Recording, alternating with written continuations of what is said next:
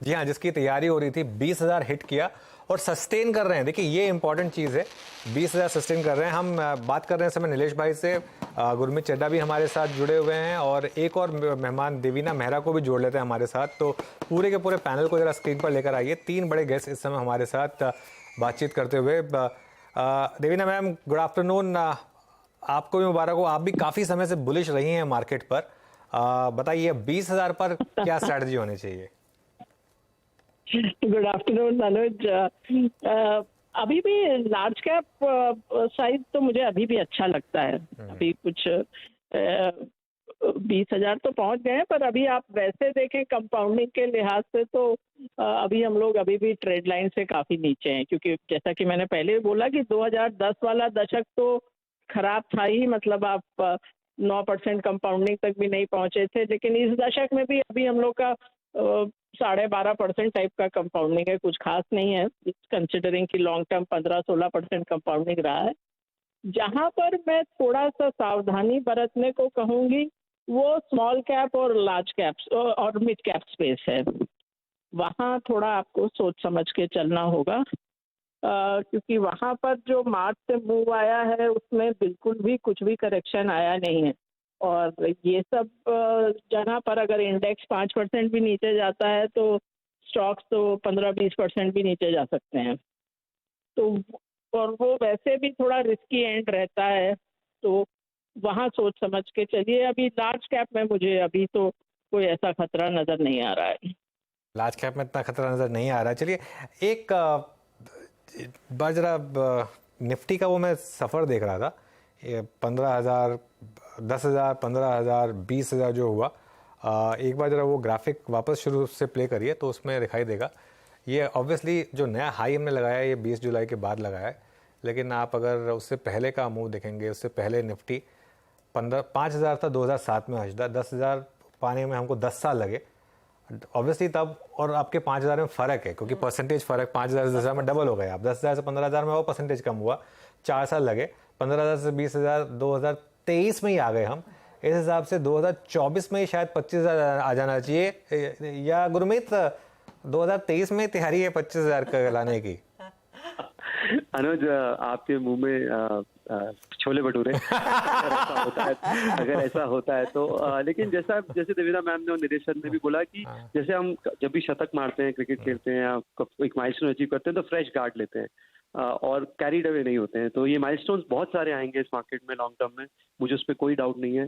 और ये मैं बोल चुका हूँ कि ये बेस्ट डेकेड है इंडिया का। हम शायद लकी हैं, जो भी इन्वेस्टर्स अपने मिड-30s में हैं, 40s में हैं, उनके पास सरप्लस है और वो लकी हैं। ये हम दौर देख रहे हैं इकोनॉमी का, वेरियस माइलस्टोन्स का। बस थोड़ा सा जैसा है रीबैलेंसिंग की जरूरत है, कैरिड अवे नहीं होना है, रिस्क रिवॉर्ड को वापस से मेजर करना है। और जो ग्लैमरस थीम्स हैं बहुत सारी, जो जैसे 2021 में स्पेशलिटी केमिकल थी, फिर आईटी रहा, आजकल डिफेंस और रेलवे कैपेक्स है और शिप बिल्डिंग कंपनीज हैं, ये यहाँ पे जो ग्लैमरस थीम्स हैं वहाँ पे थोड़ा केयरफुल रहिए। और बहुत सारी स्टॉक टिप्स आना शुरू हो जाती हैं व्हाट्सएप पे, अब ये ले लीजिए, मैं डबल हो गया है, ये एक में, ये जब सिचुएशन आती है तो थोड़ा सा आपको मेजर्ड होना चाहिए।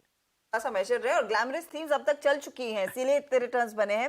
लेकिन सवाल यही है अब यहाँ से चलेगा क्या, उस पर आएंगे। प्रकाश दीवान भी हमारे साथ है। प्रकाश, आफ्टरनून। ये सवाल का जवाब अगर आप ही दें, 20,000 पर आ गए हैं, बधाई हो आपको। सही मायने में कई सारे स्टॉक्स, कई सारे थीम्स में पैसा बना है, लेकिन अब यहाँ से आगे अगर गाड़ी बढ़नी है तो पैसा कहाँ बनेगा? तो आपको भी बताइए चला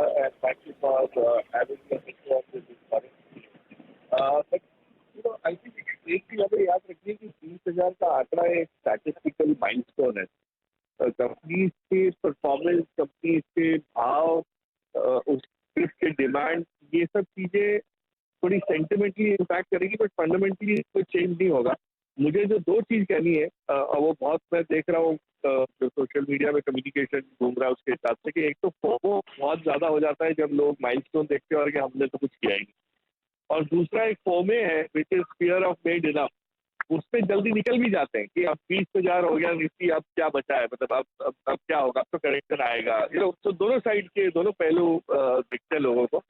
तो उसकी बजाय जैसे गुरमीत ने बहुत सही कहा कि ये जो फैंसी सेक्टर्स है या थीम्स है, उसमें थोड़ा सा एंट्री लेने से पहले इवैल्यूएट करिए कि आपके पास स्टेइंग पावर कितनी है और अब वही स्टॉक्स लेने हैं जहाँ पे आप ड्रॉ डाउन यानी गिरावट अगर आती है तो वो झेल सकते हैं। तो जैसे अनुज हर बार समझाते रहते हैं कि पोर्टफोलियो इस टाइप के मौके होते हैं कि पोर्टफोलियो इस टाइप का मूव जो मार्केट में होता है, तो पोर्टफोलियो में से जो थोड़े से वीक स्टॉक्स है उनको वीड आउट करके आप अपने पोर्टफोलियो की ओवरऑल हेल्थ और क्वालिटी को बढ़ा सकते हैं। तो उस लिहाज से अगर देखें तो तीन जो मुझे समझ आ रहे हैं आगे चल के चलेंगे, उसमें पावर, इंफ्रास्ट्रक्चर, अब रेलवे में G20 के बाद डोमेस्टिक से इंटरनेशनल एंगल भी आ गया है, तो ये चलेंगे स्टॉक थीम्स तो बहुत बढ़िया सब चलेंगे क्योंकि लॉन्ग टर्म थीम्स है, इसमें कोई चीज भी शॉर्ट टर्म नहीं है।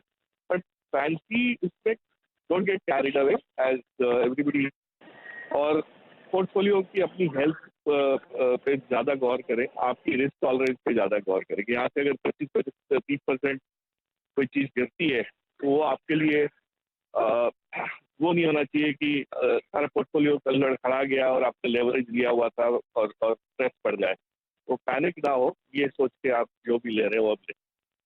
आपके हिसाब से इस समय क्या मिस्टेक अवॉइड करनी चाहिए, क्योंकि आसान होता है एक्चुअली इन लेवल्स पर या इस एक्सूबरेंस में मिस्टेक्स करना? देवीना जी सुन रही हैं आप मुझे? नहीं, थोड़ा आपका मिस हो गया था क्वेश्चन, एक्चुअली मैं बाहर हूँ, तो एक बार रिपीट करिएगा। पूछ रहा था कि इन लेवल्स पर क्या मिस्टेक अवॉइड करनी चाहिए, क्योंकि इजी होता है इन लेवल्स पर या ऐसे एक्सूबरेंस में कुछ गलतियां करना मार्केट में। हाँ, जैसा कि मैंने कहा कि स्मॉल कैप मिड कैप में आप थोड़ा सावधानी बरतिए। जहाँ तक सेक्टर का प्रश्न है, जो सेक्टर अभी भी अच्छे लगते हैं हमको, एक तो मैं लगभग 2 साल से बात कर रही हूँ कैपिटल गुड्स, इंडस्ट्रियल मशीनरी की, उसके अलावा इस साल ऑटो कंपोनेंट्स, फार्मा और थोड़ा चुने हुए कंस्ट्रक्शन में और आईटी में, तो ये नाम तो अभी भी अच्छे लगते हैं। बैंक में हमने थोड़ा कट किया है, थोड़ी कटौती की है जो हम लोग का निवेश था। पर जैसा कि मैंने कहा कि अगर आप ब्रॉड इंडेक्स लेवल पर देखें तो लार्ज कैप्स में बहुत अधिक कोई ऐसा खतरे वाली बात नहीं रहती है। अभी भी वो लगता है कि अगर आप बाजार में निवेशित नहीं रहते हैं तो वो आप अभी भी आप मूव मिस कर सकते हैं, अभी भी वही स्थिति है। लेकिन जैसा मैंने कहा, जरूरी नहीं कि स्मॉल कैप और मिड कैप में भी वही स्थिति हो, वहां पर आपको सोच समझ के रहना है। और दूसरा, जो आपके कई पैनलिस्ट ने कहा कि अब जो स्टॉक टिप्स आते हैं व्हाट्सएप और टेलीग्राम और ये सब, और शायद टीवी पर भी, सोच समझ कर करिए। ऐसा नहीं कि वो फोमो फीलिंग में, मैंने ये भी देखा कि म्यूचुअल फंड में भी इधर सारे फ्लोज स्मॉल कैप की तरफ आए हैं, वो सब थोड़ा खतरे की घंटी है। भले ही हम 20,000 का जश्न मना रहे हैं, त्योहारी सीजन की भी शुरुआत अब देखिए 20,000 के साथ ही होती हुई दिखाई दे रही है, लेकिन थोड़ा सा सतर्क रहने के लिए और संभल कर चलने के लिए भी ये सही समय है। बहुत बहुत शुक्रिया आप सभी का, कांग्रेचुलेशंस आप सभी को इस नए शिखर पर जो बाजार पहुंचा है और यहाँ पर जो अच्छा खासा मोमेंटम बनता दिखाई दिया है।